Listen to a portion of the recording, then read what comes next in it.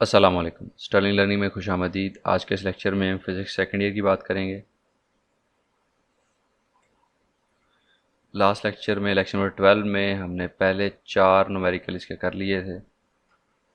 आज 5वें से शुरू करेंगे। स्टेटमेंट पढ़ते हैं जी। 2 पॉइंट चार्जेस Q1 माइनस 1.0 10 पर -6 Coulomb's and Q2 plus 4.0 into 10 पर -6 coulombs are separated by a distance of 3 metres.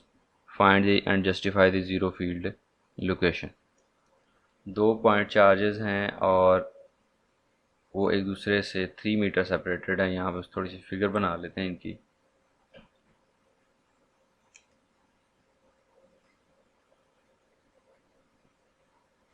यहाँ पे आपके पास Q2 चार्ज है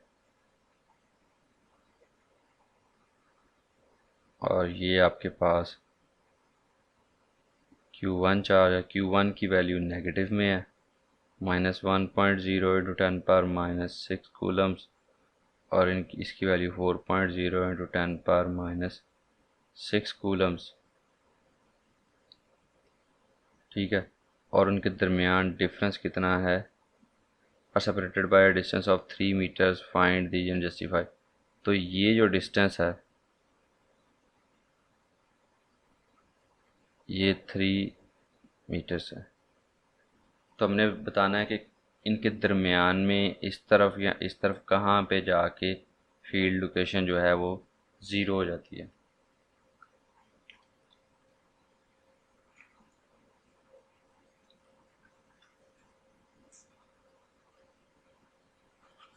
बस और चीज़ें इसकी नहीं है, हमने ज़ीरो फील्ड लोकेशन को पता करना। बाकी स्टेटमेंट लिखी है, करते हैं सॉल्व जी। तो हमने बतानी है ज़ीरो फील्ड लोकेशन, और न्यूमेरिकल है ये हमारे पास 12.5। न्यूमेरिकल हम सॉल्व कर रहे हैं, ये भी लिख लें ज़रा।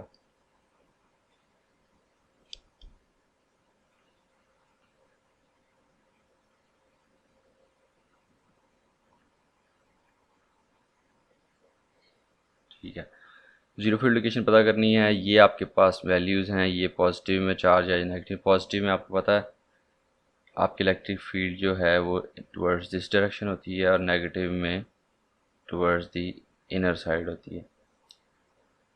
अब यहाँ पे हमने लेट करना है पॉइंट को कि हमारा पॉइंट कहाँ पे हो सकता है। अब देखें, यहाँ से इलेक्ट्रिक फील्ड की लाइंस इस तरफ जा रही हैं और ये जो नेगेटिव पॉइंट चार्ज है ये अपनी तरफ अंदर लेके जाता है। तो ज़ीरो फील्ड लोकेशन इनके दरमियान में भी हो सकती है, लेकिन मैं कहता हूँ नहीं हो सकती। क्यों? क्योंकि यहाँ पे अगर मैं इसके अंदर देखता हूँ तो यहाँ पे जो इलेक्ट्रिक फील्ड है वो दोनों एक दूसरे को रीइंफोर्स कर रही हैं, ऐड हो रही हैं, और ज़ीरो नहीं हो सकती। इसलिए यहाँ पे इधर से इलेक्ट्रिक फील्ड आ रही थी, यहाँ से रीइंफोर्स हो रही है, तो हम इससे बाहर एक पॉइंट ले लेंगे, क्योंकि इधर जाते हुए इस तरफ आप इसकी जब इससे आगे जाएंगे तो नेगेटिव चार्ज की इलेक्ट्रिक फील्ड भी वीक हो रही है और इस चार्ज की इलेक्ट्रिक फील्ड भी वीक हो रही है इस तरफ जाते हुए। ठीक है, क्योंकि इसकी इलेक्ट्रिक फील्ड इस तरफ यहाँ पे किस तरफ आ रही है, ये Q1 की इलेक्ट्रिक फील्ड है, इसको E1 कह लें, और ये Q2 की इलेक्ट्रिक फील्ड E2 कह लें। ठीक है, तो अब ये जो इलेक्ट्रिक फील्ड यहाँ पे Q1 की इलेक्ट्रिक फील्ड है अंदर की तरफ, क्योंकि नेगेटिव चार्ज की इलेक्ट्रिक फील्ड हमेशा यहाँ पे दोनों सेम डायरेक्शन में, यहाँ पे ऑपोजिट में। जहाँ पे ऑपोजिट में होंगी वहाँ पे अपना एक दूसरे का इफेक्ट जो है वो कैंसिल करेंगे। इस वजह से पॉइंट जो मोस्ट प्रोबेबली पॉइंट होगा वो यहाँ पे होगा, तो हम इसको P ले लेते हैं, P लेट कर लेते हैं।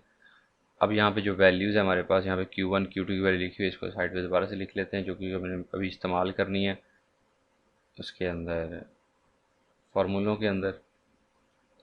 -1.0 इंटू 10 पर -6 कूलम। अच्छा, ये Q1 और Q2 जो है ये मैंने अपनी मर्ज़ी से सिलेक्ट किए हैं कि मैंने Q1 को नेगेटिव रखा, Q2 को ये रखा। ये आपकी मर्ज़ी है, आप Q1 को पॉजिटिव रख लें, Q2 को नेगेटिव रख लें, उस लिहाज से सॉल्व कर लें, ये आपकी मर्ज़ी है। और Q2 है 4.0 इंटू 10⁻⁻6 कूलम्स।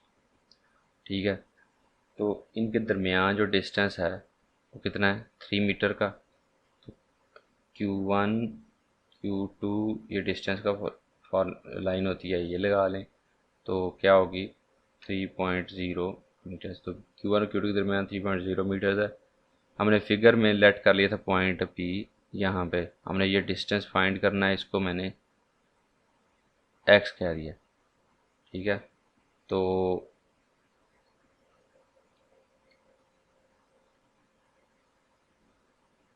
ये क्या होगा, इसको क्योंकि हमने हमारा जो फॉर्मूला होता है इलेक्ट्रिक फील्ड का वो क्या होता है, E इज इक्वल्स टू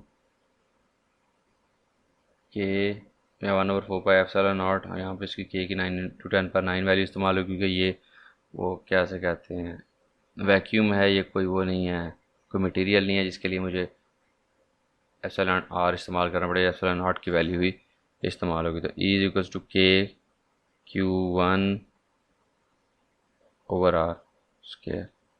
ठीक है, Q2 इसमें इस्तेमाल नहीं होता क्योंकि हमने फार्मूले में पढ़ा हुआ है, फिर फार्मूले में Q2 वगैरह जो है कट जाता है। तो E1 के लिए Q1 होगा और E2 के लिए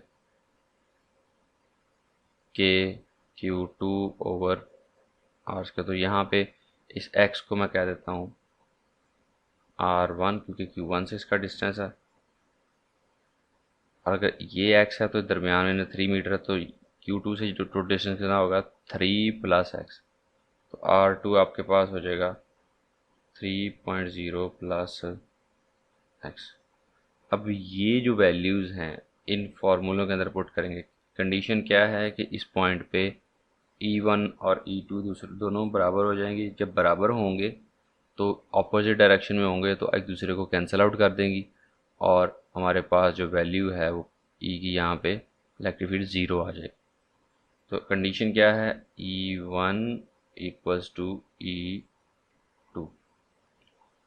वैल्यूज़ पुट करें, K Q1/R square equals to K Q1 है तो R1 का स्क्वायर आएगा, K Q2 है तो R2 का स्क्वायर आएगा। यहाँ से आपके पास K और K आपस में कट गए, Q1 Q2 R1 R2। ये R1 और R2 की वैल्यूज पुट कर देते हैं, Q1/x square and Q2/3 + x का स्क्वायर। ठीक है, अब इसको आगे फर्दर हम सॉल्व कर लेते हैं। यहाँ पे वैल्यू पुट करें Q2 की, यहाँ वैल्यू पुट करें Q1 की। Q1 की वैल्यू नेगेटिव में है, Q2 की वैल्यू पॉजिटिव में है। तो हम यहाँ पे जब इलेक्ट्रिक फील्ड की वैल्यू फाइंड करते हैं तो नेगेटिव और पॉजिटिव को कंसिडर नहीं करते, हम सिर्फ उसको डायरेक्शन बताने के लिए करते हैं। तो यहाँ पे हम Q1 और Q2 की मैग्नीट्यूड जिसे कहते हैं पॉजिटिव वैल्यू सिर्फ वही इस्तेमाल करेंगे। यहाँ पे वैल्यूज़ पुट करते हैं। अब यहाँ से फर्दर आगे नीचे सॉल्व कर लेते हैं। ये वैल्यूज यहाँ पे आ गई।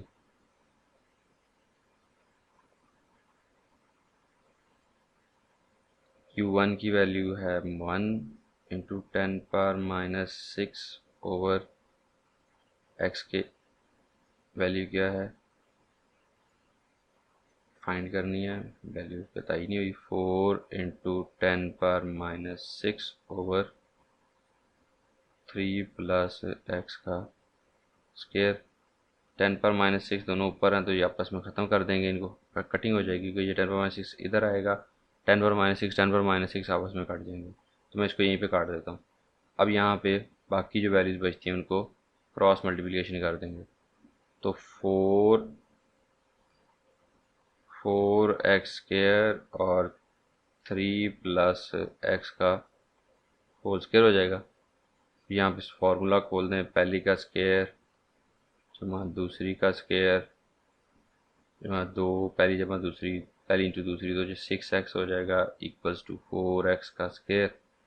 अब ये आपके पास इसको 4x को इधर ले जाएं या इसको उठा के इधर ले आएँ, सारी वैल्यूज़ को इधर उठा के इधर लेंगे, क्योंकि एक्स स्क्वायर की वैल्यू फिर पॉजिटिव ही रहेगी, क्योंकि 4 बड़ा है, एक्स छोटा है। इसको उठा के इधर ले आऊँगा मैं, तो मेरे पास हो जाएगा 4x² minus x square minus 6x minus 9 equal to 0। अब इसको मैंने स्टैंडर्ड फॉर्म में कन्वर्ट कर लिया। इसके बाद आगे इसको फर्दर सॉल्व कर देते हैं। इसका सलूशन आपको यहाँ पे मिलेगा। तो ये आपके पास आ जाएगा 3x² minus 6x plus 9 equals to 0। इसकी फैक्टराइजेशन करें, 3 9 27 होता है, या इसमें से 3 9 इसमें से पहले कॉमन ले लें। कॉमन सबसे पहले फैक्टराइजेशन में क्या करते हैं, हम कॉमन लेते हैं। तो इसमें से जब 3 कॉमन लेंगे तो बाकी क्या बचेगा, x² minus 2x plus 3 equals to 0। तो 3 कॉमन लेके इसको निगलेक्ट कर देंगे, x² minus 2x plus 3 equals to 0। तो ये 3 ख़त्म हो जाएगा, कुछ देर आगे बटे के नीचे चला जाएगा, तो ये वैसे ही ख़त्म हो जाएगा। 0 के नीचे कोई वैल्यू करें तो वो 0 हो जाती है। ठीक है, अब ये हमने कर लिया। इसके बाद अगला काम जो है वो इसकी फैक्टराइजेशन है। x² को 3 से मल्टीप्लाई किया, कौन से दो जोड़े हैं जिनको मल्टीप्लाई करूँ तो +3 आए, ऐड करूँ तो -2 आए।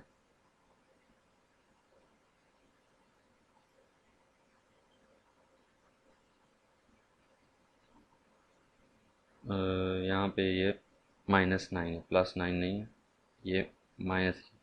अब ये फैक्टराइजेशन आसान हो, x² minus 3x plus x minus 3, 3 एक 3 मनफी जमा मनफी, और 3 में से एक ऐड करेंगे तो मनफी। ये आपने की हुई हैं चीज़ें, ये इतनी ज़्यादा कोई वो मुश्किल नहीं है। x इंटू एक्स माइनस 3, चाहे आप बायो पढ़ रहे हो या कुछ भी पढ़ रहे हो, तो अगर आपने मैथ पढ़ा हुआ है मैट्रिक में तो ये कुछ भी मुश्किल नहीं है। तो यहाँ पे आपके पास x प्लस 1 और x माइनस 3 इक्वल्स टू 0। तो x की दो वैल्यूज निकलेंगी, x equals to -1 and x equals to 3। अच्छा, अब इनमें से कौन सी वैल्यू इस्तेमाल होगी। Q1 के लिए मैंने अगर इसको लेट किया था, तो इस तरफ हम क्या कर रहे हैं, ये नंबर लाइन को देख लें। नंबर लाइन में क्या होता है, हम जब सेंटर से इस तरफ जाते हैं तो पॉजिटिव वैल्यू लेते हैं, सेंटर से इस तरफ जाते हैं तो नेगेटिव। -1 का क्या मतलब है, -1 का मतलब ये है कि हम Q1 से इस तरफ हैं। तो यहाँ मैंने पहले बता दिया था कि दोनों इलेक्ट्रिक फील्ड जो हैं वो एक ही डायरेक्शन में, यहाँ पे ज़ीरो फील्ड लोकेशन नहीं हो सकती। इसको आपने वर्डिंग में लिखना है यहाँ पे कि -1 को हम रिजेक्ट क्यों कर रहे हैं, because -1 means the point is on the left side of the Q1. So here both electric fields are in the same direction and they are reinforcing each other, they are not cancelling each other, so there cannot be a zero field location. But here यहाँ पे हो सकता है क्योंकि दोनों electric field opposite में direction में है, तो यहाँ पे एक दूसरे को कैंसिल आउट कर रही हैं, ख़त्म कर रही हैं। तो यहाँ पे हो सकता है x इक्वल्स टू 3 हमारे पास फील्ड लोकेशन आ जाती है, जो कि Q2 से 6 मीटर दूर है और Q1 से वो 3 मीटर दूर है। ठीक है, ये हमारे पास आंसर आ गया, जीरो फील्ड लोकेशन की वैल्यू आ गई। Find the electric field strength required to hold suspended particle. अच्छा, अगला न्यूमेरिकल है 12.6। Find the electric field strength required to hold a suspended particle of mass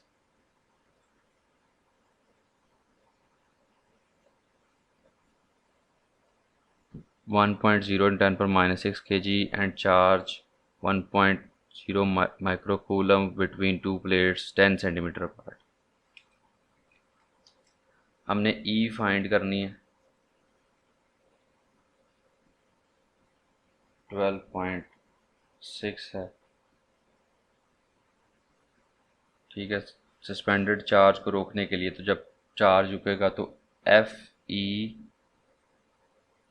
equals to FG, जो force with due to electric field है, force due to gravitational field है, वो तो बराबर होंगी। तो फिर वो चार्ज अपनी जगह पर रुकेगा, ग्रेविटी उसको नीचे की तरफ लेके जाएगी और इलेक्ट्रिक फील्ड उसको ऊपर, इलेक्ट्रिक फोर्स जो है उसको ऊपर की तरफ लेके जाएगी। तो जब वो दोनों बराबर होंगी तो हमारे पास पॉसिबिलिटी है कि हम इसको एक जगह पे रोक सकें। तो वैल्यूज लिख लेते हैं। इलेक्ट्रिक फील्ड की स्ट्रेंथ फाइंड करनी है, सस्पेंडेड पार्टिकल है, मास उसका कितना है, m जो है वो है 1.0 इंटू 10⁻⁻6 kg, और चार्ज q क्या है 1.0 इंटू 10 पर माइक्रो कूलम है तो 10⁻⁻6 कूलम्स है।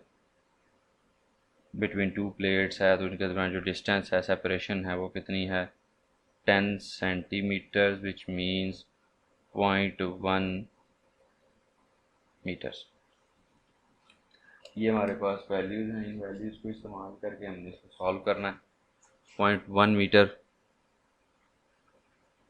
तो चार्ज जब दो प्लेटों के दरमियान है तो ऊपर वाली प्लेट अगर पॉजिटिव, दो प्लेटों के दरमियान चार्ज है, ठीक है, चार्ज की वैल्यू यहाँ पॉजिटिव है तो ऊपर नेगेटिव प्लेट होगी, नीचे पॉजिटिव प्लेट होगी, तो चार्ज के ऊपर फोर्स लगेगी ऊपर की तरफ एफ ई, जो कि क्यू ई से निकाल लेते हैं हम, और नीचे एफ जी जो एम जी से होती है। तो ये दोनों जब बराबर होंगी तब हमारे पास पॉसिबिलिटी है कि हम इसको रोक सकेंगे। तो F E equal to F G, तो एफ ई क्या है क्यू ई के बराबर है, और एफ जी क्या है एम जी के बराबर है। तो यहाँ पे हमें जी की वैल्यू भी पता है, एम की वैल्यू भी पता है, और क्यू की वैल्यू भी पता, तो ई निकल सकता है यहाँ से। तो E equals to M G over Q, यहाँ वैल्यूज पुट करें। ई इक्वल्स टू एम की वैल्यू है 1.0 इंटू 10⁻⁻6, जी की वैल्यू 9.8, यहाँ नीचे क्यू की वैल्यू 1.0 इंटू 10⁻⁻6, 1.0 10⁻⁻6 आपस में कट गए, तो ई की वैल्यू आपके पास कितनी आ गई 9.8 न्यूटन पर कूलम। ये आपके पास इलेक्ट्रिक फील्ड की वैल्यू आ गई। छोटा सा न्यूमेरिकल था, फ़ौरन से सॉल्व हो गया। उसके बाद 12.7 है, 3 न्यूमेरिकल तो करने चाहिए ना, वो वीडियो में कोशिश करते हैं हम इसको जल्दी जल्दी ख़त्म करने की। लेक्चर का टाइम काफ़ी हो गया, तो हम बस आखिरी न्यूमेरिकल है आज के लेक्चर का। 12.7, particle having a charge 20 electrons on its falls through a potential difference of 100 volts, calculate the energy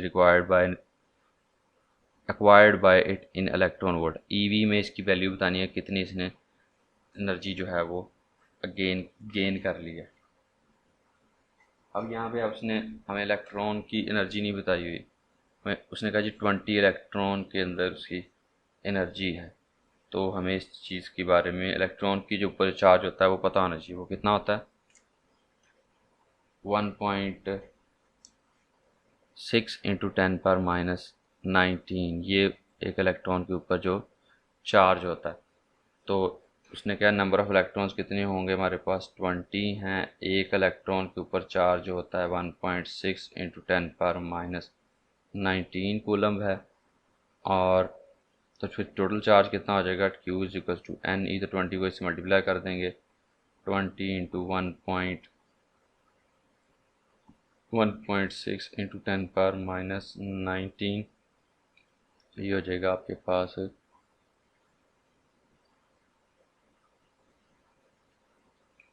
16 दो 32 और 32 32.0 इंटू 10⁻⁻19, ये आपके पास Q की वैल्यू आ गई। और उसके बाद चार्ज पोटेंशियल डिफरेंस कितना है 100 वोल्ट्स का। तो वो कह रहा है इसके थ्रू गिरती है, तो आपने बताना है इसके अंदर चेंज इन काइनेटिक एनर्जी या एनर्जी एक्वायर्ड कितनी आती है इलेक्ट्रॉन वोल्ट में। तो काइनेटिक एनर्जी के अंदर चेंज जो होता है वो क्या होता है क्यू डेल वी, क्योंकि चार्ज क्यू मूव कर रहा है इस पोटेंशियल डिफरेंस से, तो वो वैल्यू होगी 32.0, या इसको आप उसने इलेक्ट्रॉन वोल्ट में पूछा तो ये वैल्यू ना लिखें, यही लिख दें 20 इंटू 1.6 इंटू 10⁻⁻19 इंटू 100, तो यहाँ पे आ जाएगा 2000 इंटू 1.6 इंटू 10⁻⁻19 तो 1.6 × 10⁻19 1 इलेक्ट्रॉन वोल्ट इसके बराबर होता है 1 EV equals to 1.6 × 10⁻19 coulomb 19 volts. तो इसकी जगह पे क्या आ जाएगा, इलेक्ट्रॉन वोल्ट। ठीक है, तो हम लगा देंगे 2000 इलेक्ट्रॉन वोल्ट्स का काइनेटिक एनर्जी जो है वो गेन करेगा। अच्छा, इतनी सी बात थी, न्यूमेरिकल सॉल्व हो गया 12.7। और दुआ में याद रखिएगा, अपना ख्याल रखिएगा। अल्लाह हाफिज़ और अल्लाह आपका निगहबान।